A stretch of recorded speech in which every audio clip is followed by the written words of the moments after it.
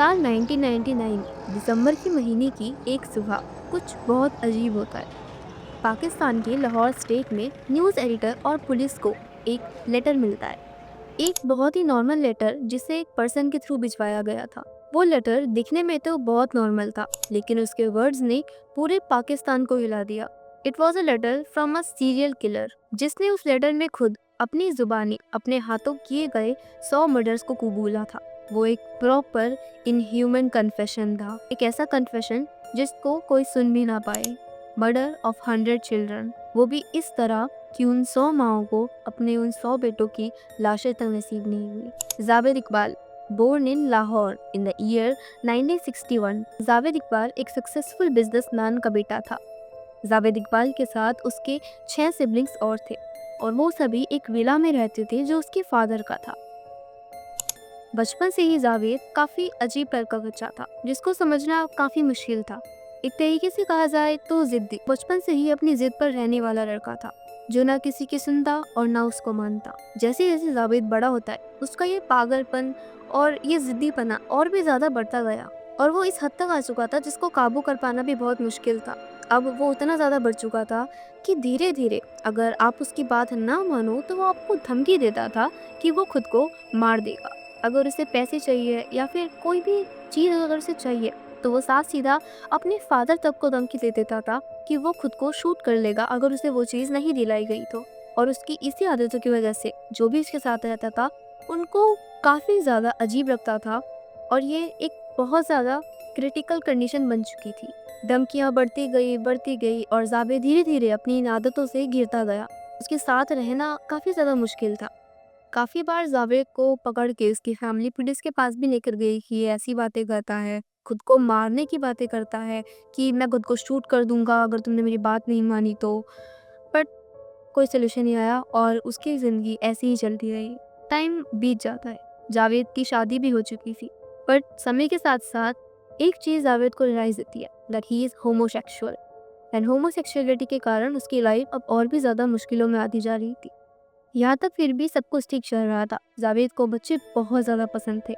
उसका बच्चों के साथ कनेक्शंस, कम्युनिकेशन काफ़ी ज़्यादा स्ट्रॉन्ग थी, और बच्चे भी जावेद को बहुत ज़्यादा पसंद करते थे। लेकिन अचानक एक दिन कुछ ऐसा होता है जिसके बाद से जावेद की पूरी ज़िंदगी ही बदल गई।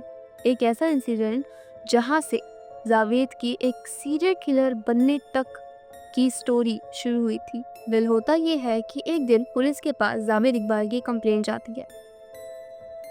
Well basically, as I said before, Javed Iqbal homosexual था, और इसी वजह से एक दिन वो एक सेम जेंडर के पर्सन के साथ सेक्सुअल रिलेशनशिप बनाते हुए पकड़ा जाता है, और इस चीज़ की कंप्लेंट पुलिस में कर दी जाती है। एंड सिंस पाकिस्तान में ये बहुत ज़्यादा प्रोहिबिटेड है, तो इस पर एक्शन भी लिया जाता है, जिससे उसकी फैमिली रेपुटेशन, उसकी करियर रेपुटेशन सब कुछ बर्बाद हो जाती है।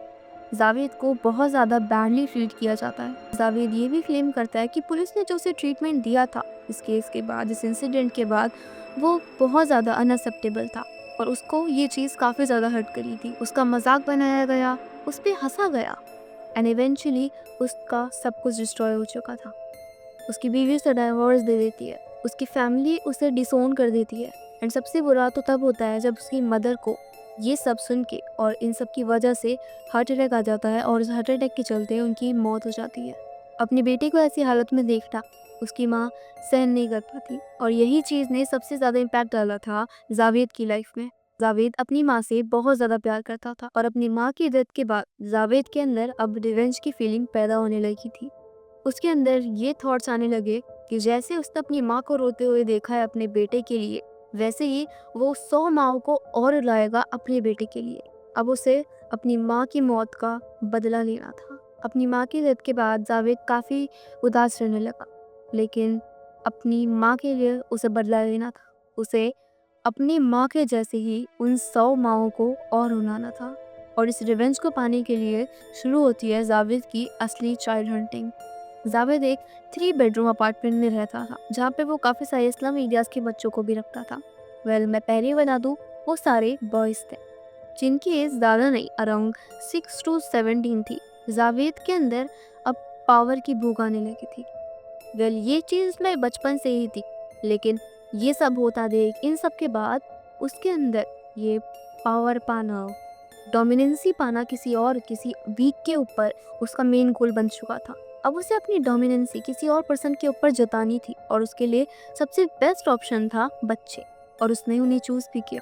ज़्यादातर बच्चे स्लम एरियाज़ के होते थे जिनको वो इजीली बहका सके, इजीली कुछ चीज़ों को ऑफ़र देके वो उन्हें अपने पास बुला सके एंड वो उसके साथ हमेशा रहे। काफ़ी सारे बच्चे जावेद के साथ रहते थे क्योंकि जावेद उन्हें चीज़ें ऑफ़र करता था। इतनी छोटी उम्र के बच्चे कभी नहीं समझ पाए कि जावेद उनसे आखिर चाहता क्या था, और बस वो उन ऑफरिंग से लालच में ही जावेद के साथ रहते थे। उसकी एक वीडियो गेम शॉप थी जिससे बच्चे उसके पास और भी ज़्यादा आते थे और भी ज़्यादा अट्रैक्ट होते थे, बिकॉज चिल्ड्रन लव्स गेम। एक एग्जॉटिक एनिमल्स को कंट्रोल करने वाली वर्कशॉप भी थी जहाँ पे बच्चे आते थे, उसके पास जॉब करते थे and he even give them money. वो उन बच्चों पर, खुद पर, सबकी लाइफ पर, मतलब उन सब की खूब इन्वेस्ट करता, खूब खर्चा करता। बाहर से देखा जाए तो सब कुछ सही चल रहा था, लेकिन अंदर ही अंदर एक ऐसे क्रूल एक्ट को अंजाम दिया जा रहा था जिसके बारे में हम सोच भी नहीं सकते। Javed Iqbal was homosexual as well as paedophile. वो उन बच्चों को रेगुलरली सेक्सुअली असॉल्ट किया करता था, जिसकी रियलाइजेशन उन इनोसेंट बच्चों को थी भी नहीं। वो एक 7 ईयर ओल्ड अरबब नाम के बच्चे के साथ बहुत ज़्यादा क्लोज था and Javed was using him the most. सोचना ही बहुत ज़्यादा घिनौना है। ये ना जाने कितने सालों तक चलता रहा, लेकिन उसके बाद एक ऐसा लड़का वहाँ आता है जिसने सब कुछ वहाँ बदल दिया था। एक ऐसा बच्चा जिसने जावेद की लाइफ को बहुत ज़्यादा इम्पैक्ट किया। उसका नाम था मैजोर, जो कि एक यंग बॉय था, और जब वो आया तो जावेद ने उसको भी अपने क्लोज रखा जैसे वो अरबब को रखता था।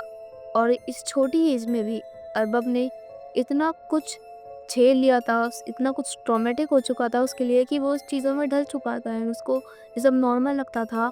एंड वो उस नए लड़के पर भी ये सब करता था, like that become a part of him too. ये सब चलता रहा, लेकिन एक टाइम पे आके उस लड़के ने अपने लिए स्टैंड लिया। उसने एक वेपन लिया और उससे अरबब और जावेद दोनों पर अटैक किया। जावेद को भी काफ़ी ज़्यादा चोट लगी थी और इसी चीज़ का फ़ायदा उठाते हुए वो बच्चा वहाँ से भाग जाता है और इस चीज़ की तुरंत पुलिस में कंप्लेंट करता है। इस चीज़ को देखा भी जाता है, जावेद को हॉस्पिटल में एडमिट करवाया जाता है क्योंकि उसकी इंजरी बहुत ज़्यादा ब्रिटल थी। बस इस चीज़ को इग्नोर कर दिया गया, इतना ज़्यादा एक्नॉलेज नहीं किया गया। And that was all because Javed के बहुत ज़्यादा कनेक्शन थे पुलिस में एंड इन सब चीज़ों में। उसने काफ़ी स्ट्रॉन्ग बॉन्ड्स बना रखे थे जिसकी वजह से उस पर केस चल पाना ये थोड़ा मुश्किल हो गया था। एंड इवेंचुअली इस चीज़ को भुला दिया जाता है and Javed was free again. Incident के बाद ही felt that he was getting weak and weak. उसकी डोमिनेंसी उन बच्चों के ऊपर से जाती जा रही है एंड इसी कारण उस बच्चे ने रिबेल किया, और इस रिबेल ने उसके माइंड पर इतना ज़्यादा इम्पैक्ट डाला कि वो बिल्कुल मेंटली अनस्टेबल हो चुका था। इतना ज़्यादा इम्पैक्ट कि वो इम्पोर्टेंट हो गया था। उस लड़के के लिए उसके मन में इतनी ज़्यादा नफरत पैदा हो गई कि अब उसको बदला ज़रूर लेना था। हॉस्पिटल में वो काफ़ी टाइम रहा, उसकी इंजरी ठीक नहीं हो रही थी क्योंकि वो बिल्कुल वीक पड़ता जा रहा था, पर अब बदला तो उसे लेना था। इसीलिए वो डिसाइड करता है कि अब वो मर्डर्स करेगा। उसने अपने 3 कंपेनियन बनाए जिनका नाम था साजिद अहमद, मोहम्मद नदी और मोहम्मद साबिर, और इनके साथ मिलके उसने अपनी इन किलिंग्स को अंजाम दिया। वो बच्चों को स्लम एरियाज एंड ऐसे बैकवर्ड एरियाज से उठाता, लाइक उनको कुछ ना कुछ ऑफर करता, न्यू क्लोथ्स, गेम्स, फूड, सब कुछ ऑफर करता उन्हें, और फिर अपने घर पर उन्हें बुला लेता। जब वो घर पर आ जाते उनकी फ़ोटोग्राफ्स लेता, उनके साथ खेलता, उनको जो चाहिए था वो उनको प्रोवाइड करता, और फिर एंड में उन्हें एक टीवी देखने को बोल देता। और जब वो बच्चे आराम से एकदम केयर फ्री होके टीवी देख रहे होते तब वो अपने उन कंपेनियंस के साथ मिलके सबसे पहले उन बच्चों को स्ट्रैंगल कर देता। उसने उनकी बॉडी को डिसमेंबर किया, छोटे छोटे पीसेज में उनकी बॉडी को काटा, और उसके बाद उन्हें 2 बड़े हाइड्रोक्लोरिक एसिड से भरे हुए ड्रम्स में डाल के उनकी बॉडी को डिसॉल्व कर दिया। उनके स्लीपर्स को, उनके क्लोथ्स को कलेक्शन की तरह अपने घर में सजा के रखा। उनके फोटोग्राफ्स को एक प्लास्टिक बैग में रखा, उनका नाम मेंशन करके एज अ कलेक्शन। उसके बाद वो उस हाइड्रोक्लोरिक एसिड को नदी में बहा दिया करता था। ऐसा उसने कई महीनों तक किया, करीबन 6 से 7 महीनों तक उसने ये पूरे 100 बच्चों के साथ किया। एक-एक करके उसने हर एक बच्चे को इतनी ही क्रूएलिटी के साथ मार दिया, और मारा भी ऐसे कि ना ही कोई एविडेंस बचे और ना ही उनकी लाश कभी मिले। वो प्रॉपर साइकोपैथ और नार्सिसिस्ट था एक टाइप से। वो इन सब चीज़ों की डायरी एंट्री भी किया करता था।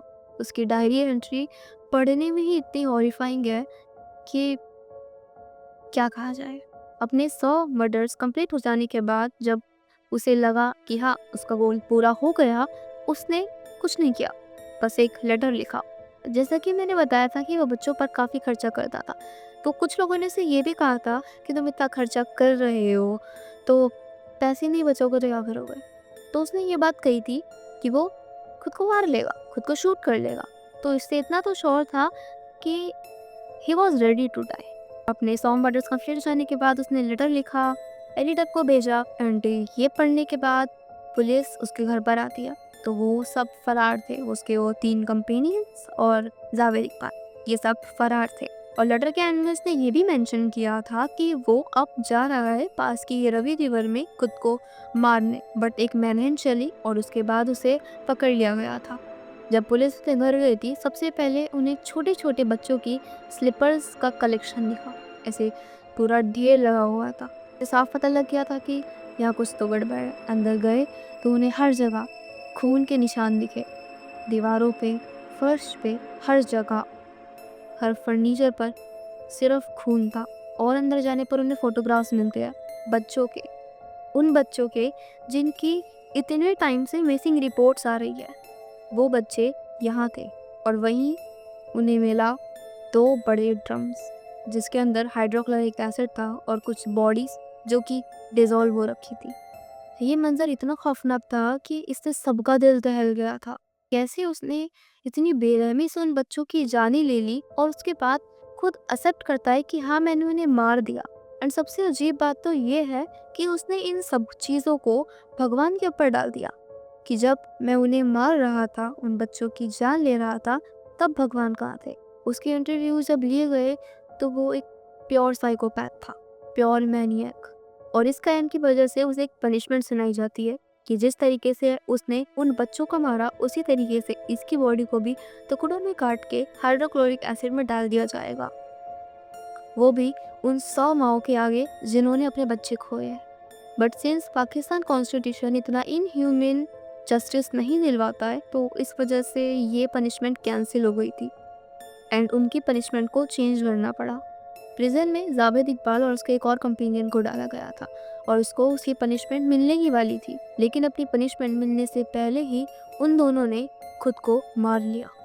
8 अक्टूबर 2001 की सुबह जब जेल्स को चेक किया जाता है तो पाया जाता है कि जावेद इकबाल और उसका एक कंपेनियन दोनों ने खुद को बेडशीट से बांधकर सुसाइड कर लिया। उसको कुछ लोग कहते हैं कि उसको तो ये शुरू से ही करना था, एंड यहाँ पर पुलिस लॉ नहीं जीता बल्कि जावेद जीता है। ये एक ऐसा क्राइम था, एक ऐसा केस था जिसको पाकिस्तान कभी नहीं भुला पाएगा। 100 बच्चों की जाने लेना कोई मजाक बात नहीं है, सबका दिल दहला दिया था। आखिर कोई कैसे इस चीज़ को, इस क्राइम को अंजाम दे सकता है, कोई सोच तक नहीं पा रहा था, कोई सुन नहीं पा रहा था इन सब के बारे में, तो कोई सोच सोच कर ही डर रहा था। ये कन्फेशन एक हिस्ट्री बन गया, एक कन्फेशन जिसने महीनों से चल रहे वो बच्चों की मिसिंग होने की सारी स्टोरी को सुलझा दिया। कौन जीता आखिर, लॉ या जावेद? कुछ कहते हैं कि जावेद के लिए तो खुद को मारना ही सबसे बड़ी खुशी थी, पर इन सब चीज़ों को साइड रखा जाए तो उन बच्चों का क्या? आखिर ऐसा क्या किया उन बच्चों ने जो उन्हें ये मिला? उनकी तो कोई गलती नहीं थी, उन्होंने तो बस एक इंसान पर भरोसा किया था और सिर्फ भरोसा करने के लिए उन्हें ये मिला।